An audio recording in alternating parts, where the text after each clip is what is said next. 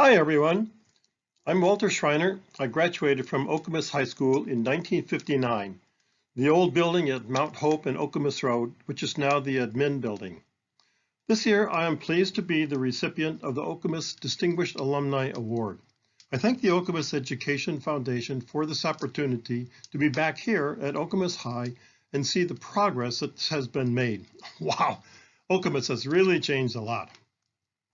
I've been asked to talk a little bit about my experiences in life. My background is physics, and I hope this little presentation might inspire you to take some opportunities in STEM or any other field which might interest you. When I graduated from Okemos in 1959, our commencement speaker was Michigan Supreme Court Justice George Edwards. He had one message he wanted to deliver to us: never stop learning. I was embarrassed about this because our class leaders had asked me to play the funeral dirge from Mozart's Requiem in B minor on the piano as our class marched into the auditorium. Bum, bum, ba, bum, bum, ba, dum, ba, bum, ba, bum. You know, like it was the end of our life, not the beginning. Oh, well, of course it was supposed to be a joke, but still. Graduation from high school is certainly not the end. It's just the beginning of life in the real world. You know, we all start from zero, but the human brain has an incredible capacity to learn. And the challenge we face is how to use that capacity to make life better for everyone, not just for ourselves. Maybe a couple more stories about my experiences in high school will help you understand how they got me started. You see that lady there on the right? That's Carol Price at our 50th class reunion. In high school, we all had to take English class. We were learning to diagram sentences, and I couldn't see the value in it. But I noticed that Carol was always getting A's. So I asked her if she was getting good grades in English because she enjoyed diagramming sentences. No, not particularly, she said. But since I have to take the class anyway, I might as well learn it. It might come in handy someday. Wow, I was really impressed with that attitude and took it as a guiding principle in my life. Whatever you do, learn to do it well. It might come in handy someday. For me, it was the beginning of exploring a life with multiple interests, most of which did come in handy later in life. Another piece of advice I got in high school was from Mr. Walbridge, our science teacher. He was really interested in getting students to learn. So he taught us not just about science, but also how to think. During exams, he would walk around the room to see how students were doing. And then he would make comments like a football coach. He'd say things like, if you're having trouble with question number 2, draw a picture of the problem. Wow, what an eye-opener. In other words, visualize a problem to see its structure and the patterns that are in the data. I still teach that lesson to my engineering students to this very day.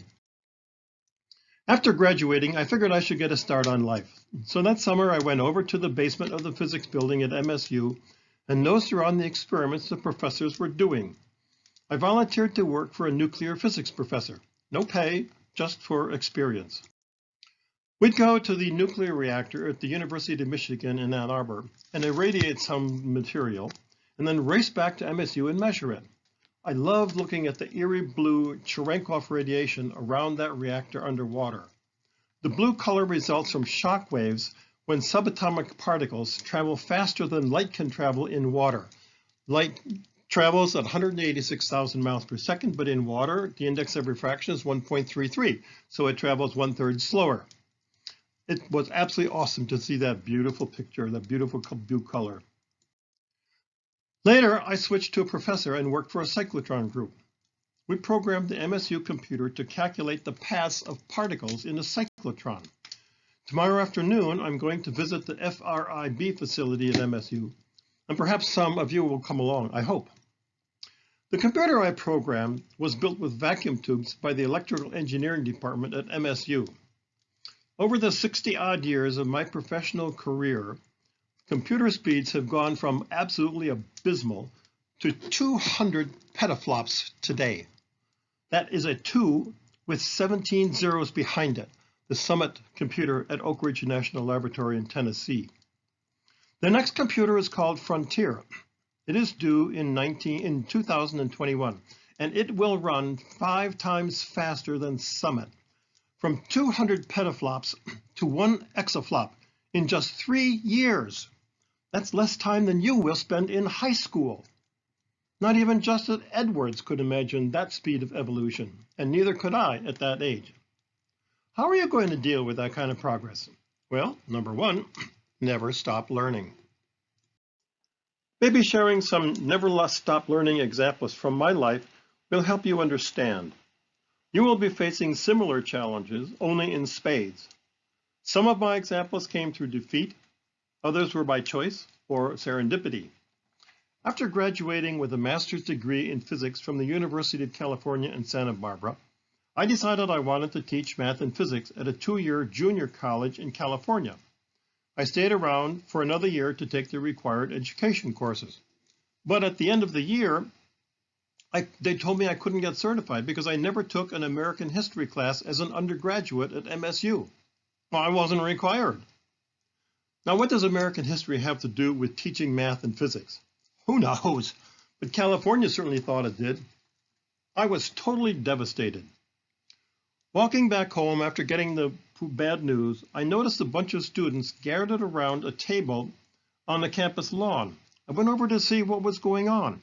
It turned out to be the Peace Corps was looking for volunteers with master's degrees to teach in 4-year universities in South America. Wow, exactly what I wanted to do. So I immediately signed up and got sent to Chile. The first year, I taught both math and physics to undergraduate students. The second year, the physics department decided they wanted to start a graduate program in physics, and they asked me to teach quantum mechanics to the professors. So I translated a book into Spanish and taught quantum mechanics to the professors. Now, just think about that. California wouldn't allow me to teach in a 2-year junior college.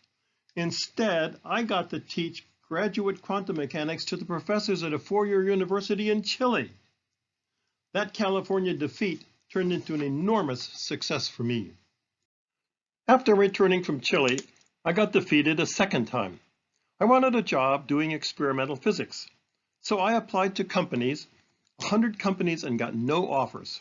None, zippo. Companies said I was either overeducated or undereducated. They didn't want somebody with a master's degree. They only wanted bachelor's degrees for technicians or PhDs for research, nothing in the middle. After 6 months of looking, I saw an ad the Virginia Polytechnic Institute was looking for PhD students to join a high-energy physics experiment at Brookhaven National Lab out on Long Island, New York. Experimental physics, exactly what I wanted. I immediately applied and got accepted. Now, I don't have a picture of the 30 GeV synchrotron at Brookhaven, but here's one of the compact mu-1 solenoid at CERN in Europe. It's one of 2 detectors that discovered the Higgs boson in 2013. Look down there on the left, on the lower left. You see that? Those are people down there. You can see the scale of high-energy physics experiments. They are gigantic, and I got to play around with such toys. Little toys for little boys, big toys for big boys. Plus, I got a degree to boot. After a 2-year postdoc at Brookhaven, I was offered a position at Fermi National Lab in Batavia, Illinois. 15 times higher energy. A great opportunity, right? But I decided not to go. Why not? Because the papers we were publishing at Brookhaven already had about 20 authors on them. And I decided that the number of authors was proportional to the energy. 15 times higher energy would be 15 times 20, 300 authors. How can you stand out if you're 1 part in 300 of authors? I was like a little fish in a big pond. I wanted to be a big fish in a little pond. I wanted to stand out. So instead, I took a job at Philips Research Labs in New York. It was working with X-ray analytical equipment. As you can see, both the scale of the equipment and the energy was 1,000,000 times smaller than at Brookhaven. But when I started, I didn't know anything about X-ray physics, so I had to learn a new subject. Justice Edwards, never stop learning. You see this gentleman, second from the right? He taught me X-ray physics. Pretty soon, we were writing papers together and teaching workshops at the annual Denver X-ray Conference. I developed analytical software for spectrometers and diffractometers, and we sold the systems through the commercial division of Philips, making millions of dollars for the company. I was truly a big fish in a little pond. But as you can see, we also had fun. Here we are singing barbershop as entertainment for an X-ray conference. No, I was an experimentalist at heart, so I decided to set up my own X-ray diffraction laboratory and analyze samples for paying customers. I incorporated the company and ran it for about 20 years. My father was an accountant and he taught me how to set up the books. It was a great way to learn how to run a business. And like Carol Price said, it might come in handy someday, and as you will see, it certainly did. But first, another defeat. After I'd been working for Philips for about 10 years, they decided to move all the X-ray development work to Holland. Philips is a Dutch company. My boss retired, and the head of the research department told me, "I have no job for you." He didn't fire me, but in effect he said, "Go find something else to do, or I'll have to let you go." As the archway above this library door says, where there is no vision, the people perish. I'd interfaced with Philips operating divisions, and that experience came in handy. Carol Price was right. I joined a consulting group. We'd go to operating divisions and help them solve business problems, another skill I had to learn. Thank you, Justice Edwards. Eventually, my boss decided we should build vision inspection equipment and sell it to the operating divisions. But I disagreed. It didn't make sense. Why would someone buy expensive inspection equipment just to throw out products, instead of finding the root cause for the problem and eliminating it? It was a real conflict. Who was going to survive, him or me? This time I decided not to wait for defeat. I needed a new career. So again, I followed Justice Edwards' advice and learned something new: how to solve chronic manufacturing problems. Poor quality, lots of scrap, low reliability. There was a huge demand for that skill. Our consulting group consisted of 12 people.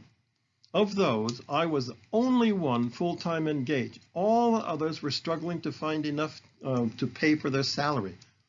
Here I am teaching statistical engineering to manufacturing engineers in a plant. This is a method to solve chronic manufacturing problems. It required being multidisciplinary, knowing physics and having a methodology.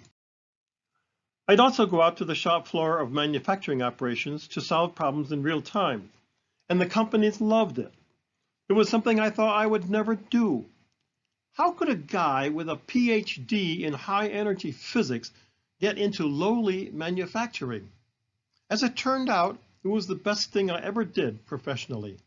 Those chronic problems were the ones the smartest engineers in the plants couldn't solve.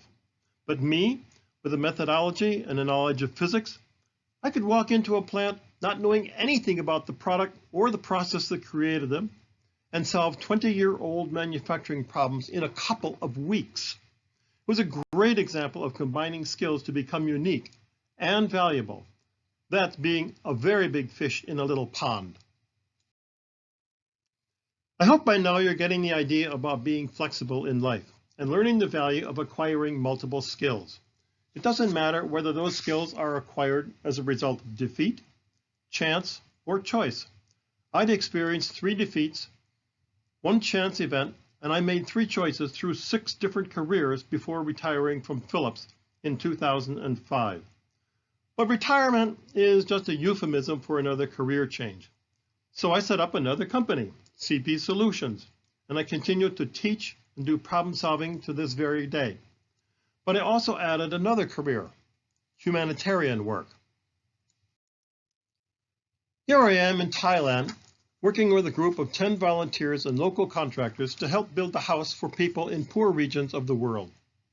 When we started this house 2 weeks earlier, there was only a foundation, nothing else. None of us have any professional experience in construction, but as Carol Price predicted, my experience with personal home improvement projects came in handy. I just returned from a 3-week volunteer to South Africa. It was my 14th build, and in January I'm going to El Salvador. Okay, that's a brief history of me. Now let's see if we can apply these examples to possible futures for you. I'll focus on STEM because that's my favorite area, but you can apply the same thinking to any career. You've seen how I've had to adapt to advancing technology during my life, but change will occur much faster for you than it did for me, and this will have a big impact on you. It will also have great social implications and be riddled with conflict. The key drivers of change will be clean environment and automation. We're rapidly moving to an all-electric world, and automation is taking away jobs. This leads to enormous conflict and serious lifestyle changes. Think 10-finger touch typing versus 2-thumb cell phone messaging. Here's the problem. Automation is becoming increasingly intelligent and replacing human jobs. First, it was just robots lifting heavy things. Then it was computers doing arithmetic faster than humans. Then it was large databases storing more information than we humans can in our brain. Now it's artificial intelligence. Deep learning neural nets have learned how to play chess and Go better than the best humans in the world. Next on the list to be automated are tasks like driving cars and trucks, vision recognition, language translation, and other things. I took this graphic from a recent book, Life 3.0 by Max Tegmark. I suggest you read it. It may seem scary to think about how rising tide of automation is taking away jobs, but on the plus side, it also opens the door to many new opportunities for enjoyable careers. With that in mind, let's take a quick look at some interesting fields that you might consider, at least as initial careers. Here are a few STEM opportunities with areas to potentially change life as we know it. These are interesting career paths, partly because they are less likely to be automated in the near future. And they are areas where your accomplishments can bring lots of satisfaction. We'll tick through each one, and then I'll finish with some questions relating to the dilemma that future automation poses for humans and society in general. First, there is AI. It uses neural nets to simulate the human brain. The current model is layered, with many inputs, for example, pixels in an image. Hidden layers trigger each other in succession and finally output the result. Oh, the image is a car, a dog, or a human. But here's a question for you. Is this kind of model the best we can do? I don't think so. Yes, it incorporates the parallel and layered features of the human brain, but it doesn't run steady state. It's digital, while our brain is analog. We continually get sensory inputs. When the input level rises to a tipping point, the nerve fires. Then it takes time for the nerve to recover. The faster the nerve builds back up, the faster it can trigger again. So our brains are based on firing rates, not one-off digital levels. Today's neural nets don't have this feature. So for all the success this model has had to date, it doesn't simulate the human brain very well. For example, deep learning neural networks require seeing thousands of images before they can recognize something. Well, let's say a cat. But human babies only need to see a couple of examples of cats before they can recognize and distinguish cats from dogs. This is because we can recognize patterns. Like Mr. Walbridge said, randomized digits don't help us. Will you be the one to figure out how to make neural networks be pattern recognizers like humans? Astronomy, another exciting field. You may have seen this picture of the first black hole ever imaged. It's the core of galaxy M87, a giant elliptical galaxy about 53 million light years away from us. It eats about 90 Earth masses every single day. Violence on an unimaginable scale. Collapsing suns, neutron stars exploding or collapsing into black holes, that's what gave rise to all the atoms that the Earth is made of. We, you and I, our atoms are made from star dust. And today we can study these objects using gravitational waves. That's pretty cool. Here's an image from the Hubble Space Telescope. Each dot is a galaxy, an entire galaxy. There are about 265,000 galaxies in this image. In the sky, this image subtends an angle about the size of the moon. Imagine how many galaxies there are in all. It's mind-boggling. The vastness of the universe is utterly incomprehensible. And that makes it so exciting. And it raises questions like, are we alone in the universe? Well, my opinion? Well, for intelligent life, maybe we are not alone in the whole universe, but within our own galaxy, the Milky Way, I suspect the answer is yes. Why? Because we don't see spacefaring robots populating habitable planets. Heck, it won't be long before we humans invent spacefaring robots. So any pre-existing intelligent life would have already done so, and we'd see those robots. We don't see them. Look, the Milky Way is only 100,000 light years across, so populating the entire galaxy with spacefaring robots would only take a few million years. That's a mere snapshot in time compared to the age of the universe. So yes, I think we are alone in the Milky Way. And if we are alone, then the question becomes, what factors and conditions made our planet and solar system so unique that it resulted in us?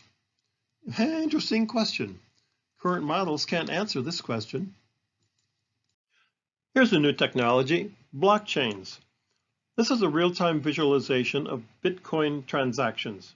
Transactions are in blue, inputs are in green, outputs are in red, and yellow are one-on-one exchanges, for example, down on the left.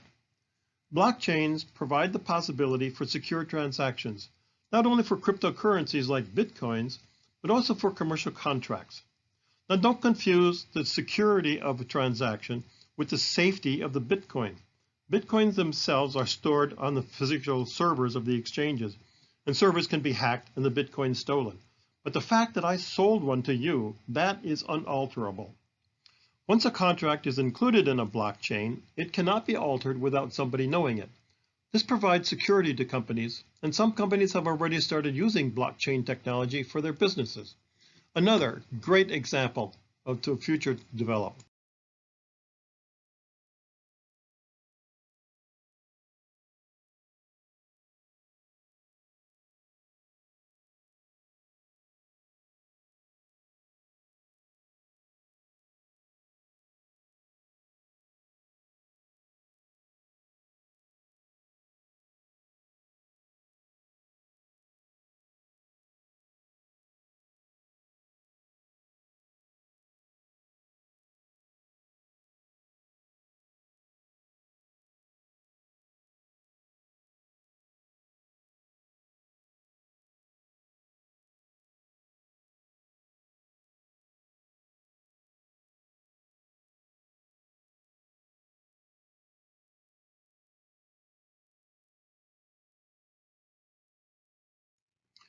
How about cloud computing?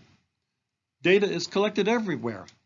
Today, worldwide, there are about 30 zettabytes of it, and it's growing at the rate of about 40% per year. Well, where is all that data stored? Well, much of it is stored in the cloud. Huge server farms with enormous data storage capacity. Is that data safe? Good question. And who can analyze it? That data is extremely valuable to companies. Data scientists are one of the biggest job opportunities these days. The skill has to do with looking for patterns in the data using graphical analysis, just like Mr. Walbridge taught us in physics class. Figure out how companies can use those patterns to make money, then apply the scientific method to validate or disprove it, and you will have a great job with lots of fun. Genetic engineering, another technology that is both exciting and scary. Biology used to be boring. Not anymore. Genes are the essence of life, and until recently, there was no good way to engineer them except by natural mutation, then selecting ones with desirable traits. Recently, a tool for editing genes was discovered, CRISPR-Cas9. CRISPR is actually a small piece of a virus that recognizes a place in a DNA sequence. Cas9 then clips the DNA at that point to delete a gene. Today, you can buy CRISPR chemicals off the shelf. Perhaps you've even done some gene editing experiments here in Okemos. Yes, it's that easy. And if you haven't already done so, maybe you should ask your teacher about doing some. But every tool is a two-edged sword. Of course, we want to use tools like CRISPR-Cas9 to make improvements in life. For example, by eliminating genetically inherited diseases. But who's to say what's an improvement and what's not? Plus, it's always possible to make destructive things on purpose just as well as good things. We're going to come back and talk about that topic in a minute. But first, look at the blue CRISPR molecule on the right. You see how the yellow and purple DNA strands fit into the groove of the virus molecule to recognize the base pattern? Pattern recognition again, just like Mr. Walbridge talked about. With enough understanding about how atoms work together, computer modeling makes designer molecules possible. That has enormous potential. Here's a question for you. Why didn't you fall through the floor? Why don't I fall through the floor? I'm standing here. Well, negatively charged electrons in my feet repel the negatively charged electrons in the floor, holding me up against the force of gravity, right? Well, that's true, but it's only a small part of a much bigger picture. The bigger picture is that no two electrons can occupy the same energy level in an atom. That's quantum mechanics, the Pauli exclusion principle. Degeneracy pressure within atoms is much, much larger than the electric repulsion between electrons. So the correct answer is quantum mechanics. You may have heard that quantum mechanics is weird. Entanglement, uncertainty, wave-particle duality, and so on. But nature has already figured out how to use quantum mechanics. Did you know that migrating birds can sense the direction of the Earth's magnetic field using quantum mechanics? That's given rise to a whole new field, quantum biology. We humans are just starting to learn how to make quantum mechanics work for us, like quantum computers. There's a big future in building some incredible machines based on quantum mechanics. As I said before, technology is a two-edged sword, and that brings me to my last slide. There are huge social issues associated with rapidly advancing technology and automation. How will we adjust to that as a society? Where will human satisfaction come from if AI and robots are taking away all our jobs? Should we mass retrain people for new jobs? Maybe that's futile. Hey, what if your boss is a computer algorithm? How are you going to react to that? And how are we going to mediate income inequality? Should everyone get a basic income? If so, who or what pays for it?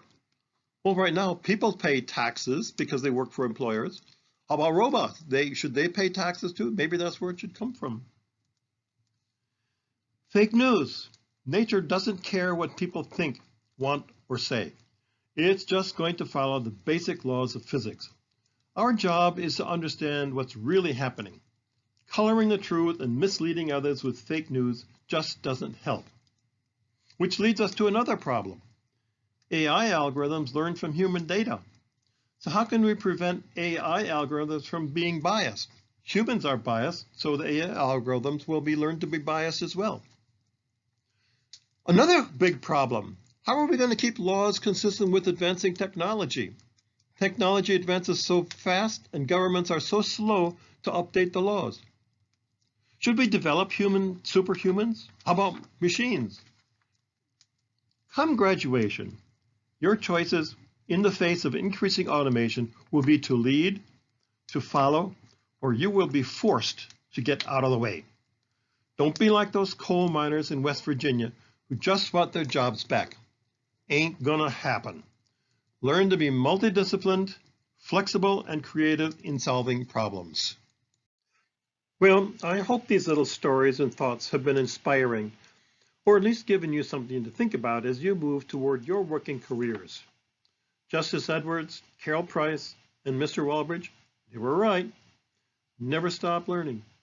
It might come in handy someday. Draw a picture of the problem. That guidance certainly helped me, and I know it will help you as well. Thanks for your attention.